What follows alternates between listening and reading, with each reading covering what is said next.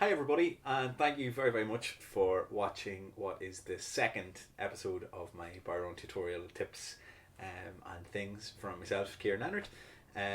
It has been 14 months since episode 1, and I have to apologise for that. I had all these great intentions starting out that it was going to be a regular sort of episode series thing that I was going to post every sort of couple of weeks and keep the content coming.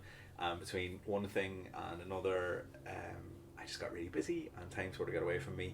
So now I decided it's a great time to do it, as we're all in the midst of the coronavirus, COVID-19 pandemic or epidemic. I don't know which one it is. I was on tour in America with Celtic Woman. We were doing the 15th anniversary celebration tour, and we managed to get 2 weeks of it done. And it happened really quickly. In the space of 12 hours we were doing a show, and we were told that a flight was being booked for us and we were flying home. So that's what happened. Now, it's not just hasn't happened to me, this has happened across the world. So I really want to say in this video to everybody that is out of work, have become unemployed, maybe have lost businesses, have just been affected by this terrible outbreak. My thoughts are with you, and I've been seeing so many amazing things online.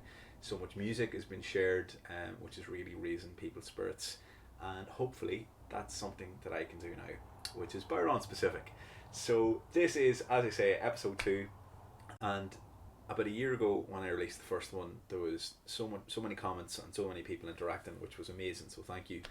And I asked what they kind of wanted for a sequel, and the big common one was that people really wanted to work on their single-ended triplets, which is exactly what we're going to do. The only difference is that I'm not going to call it single-ended triplets for the purpose of this video. I'm going to call it single-ended rolls or ornamentation, because I'm going to look at it in a jig and in a reel, and I'm going to show you the difference, because one is a triplet and one is not, which is why I like to use the word roll. So just to give an example of an actual triplet, I'm going to play a little bit of a reel, and this is focused on single-ended. Before anybody's wondering, I will absolutely do another video on the double-ended stuff, because I suppose my playing is probably 50-50 really at this point, depending on what I'm doing, between single and double-ended. I tend to do a lot more single-ended stuff when I'm in the studio because it just cuts across better, but yeah, I'm not against double-ended playing, so before the comments get at me, I'm not. So, but this is just specific for the single-ended stuff. So yeah, in a reel, this is how it goes.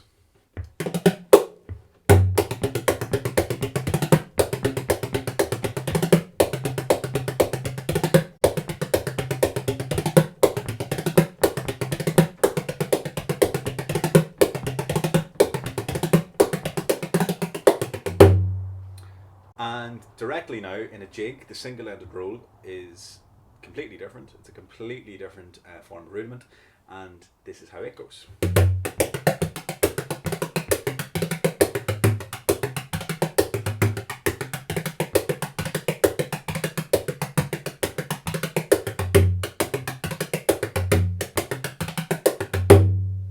Now if I play a little bit of them side by side, a reel, a couple of bars of that into a couple of bars of a jig, I'll try and keep the tempo the same, you get an idea for it.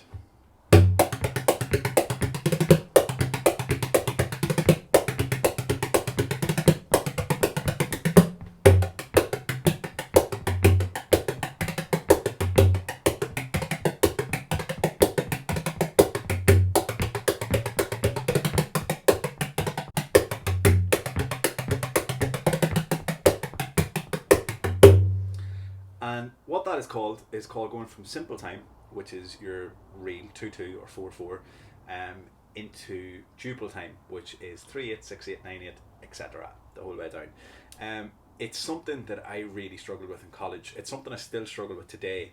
In Irish music, we tend not to have to do it that much because the nature of our tradition, it's dance stuff, and the tune types basically stay the same. Now musically and phrasing wise, of course our tunes do vary from tune to tune, but rhythmically they tend not to. But it is something that I still really struggle with, and it's something that I try and practice as much as I can. How I realised I struggled with it is in a lesson, or was in a lesson with my teacher, and it was on Rachmaninoff's First Symphony. For those tradies out there that go, what are you talking about? Go and check it out.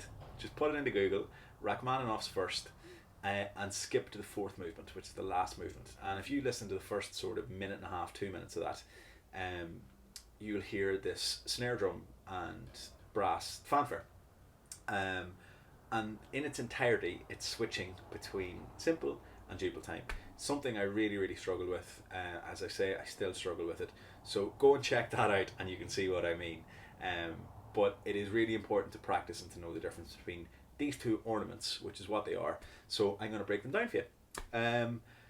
In the reel, the first thing, the single-ended roll, I'm going to show you the down, up one. Okay, which is what I was just playing there in context. Down, up, down, up, down, down, up, down, down, up, down, down, up. Now, out of context with the rhythm of the tune, this doesn't really make sense. It's just doing 4 strokes.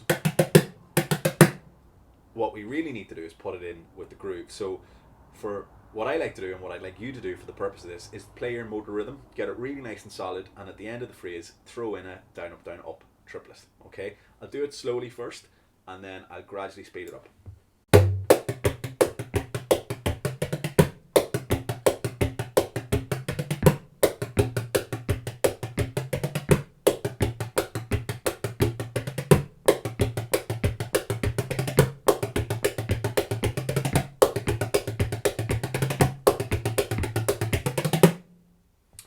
That is a single-ended roll, which is actually a single-ended triplet.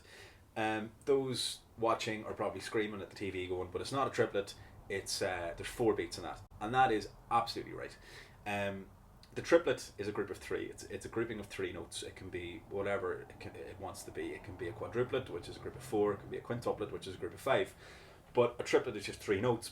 But to make it musically and rhythmically correct, we need to put a front to it or an end to it. What I mean is, if I was just to play the triplet without the end in this context, it'd sound like this. There's nowhere else to go. Okay, I'll play it again. Triplet, triplet. So what we need to do is we need to put the finish onto it. So it's triplet 1, down, up. There are loads and loads and loads of ways of sticking this. I'm sticking it down, up because it's what works in this context and because it's the simplest one to execute, to actually put into the groove. My other favourite one that I use particularly in the dotted rhythm tune types, so the likes of your barn dance, your hornpipes, Strat bass, is the down, down. So even though it's the exact same musical notation, the sticking influences how it sounds with articulation and musically. So the down, down, it's got a double down at the end. It's like this.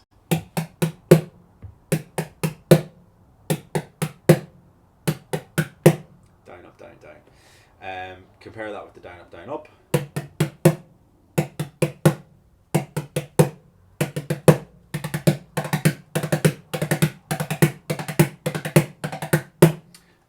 They sound different, they feel different, and they play differently. The reason that one really works in your sort of your dotted barn dance hornpipe Strat bass is because it means that the strong beats are always played on a down. Musically, that's how I like to sort of execute that. It's how I like to play it. It just shapes the tune better for me, but that's just a personal preference. Some people are the most amazing executioners of upstrokes. I'm thinking someone like Robbie Walsh, who's got the finest upstrokes I've ever seen, and Robbie can actually start triplets on ups, which I cannot do. So go and check out Robbie and Colin Phelan as well, the Boolabos. Go check the lads out. Amazing tutorials on big upstrokes. But for me, I like emphasising the downs. I just think it sits better, and in the hornpipe type thing or barn dance, it just adds a lovely shape.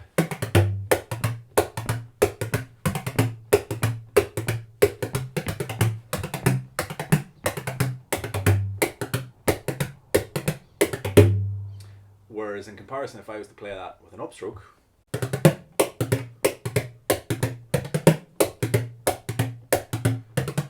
I just don't think it is the same deliverance going forward. So that's two ways of playing a single-ended triplet or roll in real time.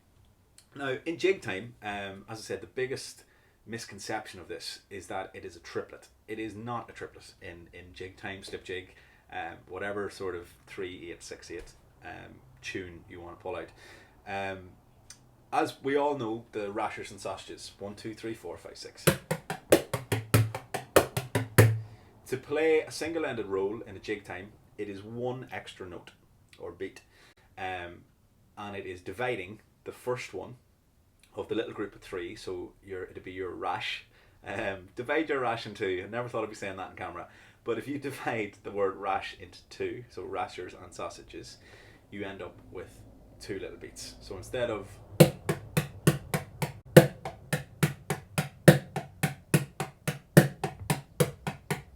we end up with an extra little quick upstroke.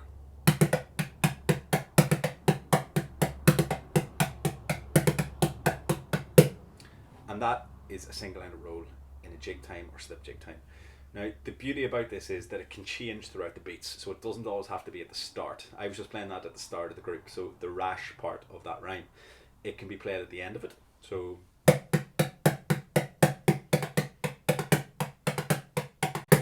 and as you can see, the sticking actually changes, and it can also be played in the middle of it, which is the ers part of that. So I'll play a bar again.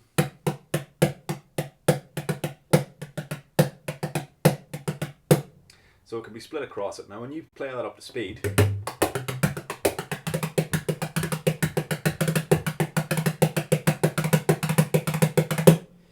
it's a really, really effective ornament. The first one is the exact same sticking as the triplet in the reel. It's a down, up, down, up. And it just sounds and feels different because the groupings are different. The reel, as I said about the simple time, is in 2, 2 and 4, 4. It's up and down. Whereas the jig is in this duple 6/8 time and it's swung.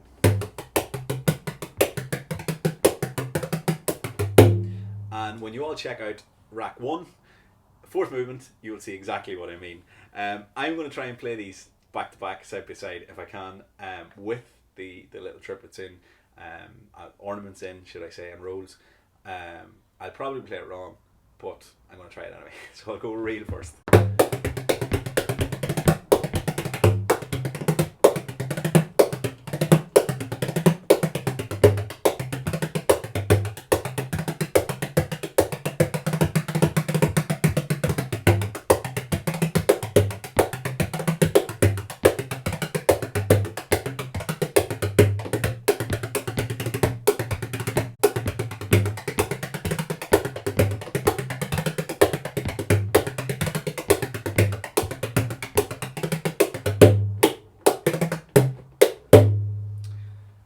Far too fast, but you get the idea of switching between times, and hopefully you get the idea of that ornament and what it means and what it can do.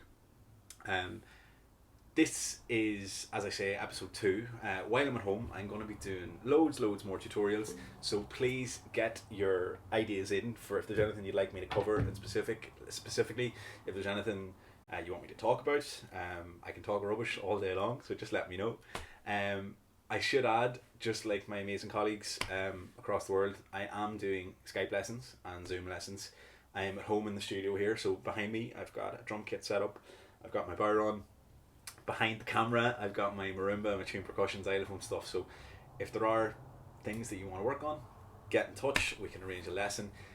For those that don't like the whole camera thing and doing lessons through computers, I am doing specific tutorials tailored exactly for what you want. So if there's a specific element of my playing or someone else is playing that you want to kind of learn or you want to improve on, send me a message. My inbox is always open, whether it's email or Instagram, Facebook, and I can do a specific tutorial for you on that. Thank you so much for tuning into this. I promise it will be much more regular. To all the people on the Bodhrán forums that have been so patient, thank you. You can check out my Instagram is @KLeonardMusic. My Facebook is Kieran Leonard Music. My website is kleonardmusic.com. Actually, I should have given you that one first because you'll find everything else from that. But thanks so much for tuning in, and yeah, like, share, subscribe, leave a comment, interact, and I'm looking forward to it. Cheers.